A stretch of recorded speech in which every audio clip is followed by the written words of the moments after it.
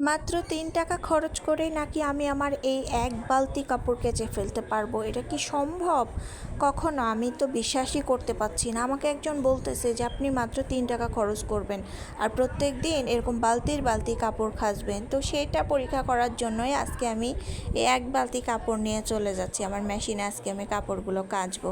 মানে হচ্ছে washing machine কিনতে যেয়ে মানে ওই যে সেলসম্যান ভাইয়াগুলো থাকে তারা বলতেছে যে ম্যাম আপনি এটা নেন। মানে এক এক দোকানে যাচ্ছি এক এক রকমের কথা বলে যে আপনি এটাতে খরচ সাশ্রয় করতে পারবেন। তো আমাকে এই কোম্পানির লোক বলেছে যে আমি নাকি এক বালতি কাপড় কাচবো, আমার সেই বালতি প্রতি ৩ টাকা করে খরচ হবে। তো যাই হোক, কত খরচ হবে সেটা আমার দেখার বিষয় না। আসলে মধ্যবিত্ত ফ্যামিলির মানুষদের, মেয়ে মানুষদের শখ পূরণ করাটা হচ্ছে একটা বিলাসিতা। তো আমাদের মতো মধ্যবিত্ত ফ্যামিলির মানুষের শখ পূরণ করাটা হচ্ছে অনেক বেশি কষ্টের। এই ছোটোখাটো শখগুলো পূরণ করার জন্য অনেক বেশি পরিমাণে স্যাক্রিফাইস করা লাগে।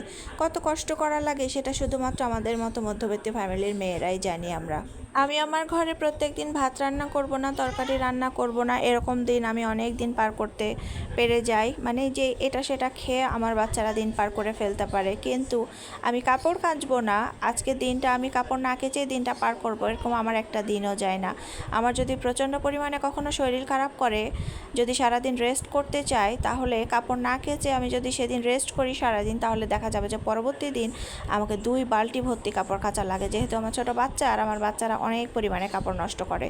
তো এই জন্য হচ্ছে আমার জামাই হঠাৎ করে আমাকে সারপ্রাইজ একটা গিফট দিল। যাই হোক, আলহামদুলিল্লাহ, এই জিনিসটা আমার অনেক দিন ধরে প্রয়োজন ছিল আর অনেক দিন ধরেই কিনবো বলছিলাম, কিন্তু আসলে সময়, সুযোগ, সামর্থ্য সব কিছু মিলিয়ে দেখা যাচ্ছে যে পরিস্থিতিটা কেনার মতো ছিল না। তো আজকে ভীষণ পরিমাণে আমার শরীরটা খারাপ ছিল, অসুস্থ ছিলাম সারাদিন। তো হঠাৎ করে জামাই বলতেছে তুমি যখন তখন অসুস্থ হয়ে যাচ্ছ, আসলে কাজ করা অনেক বেশি হয়ে যাচ্ছে।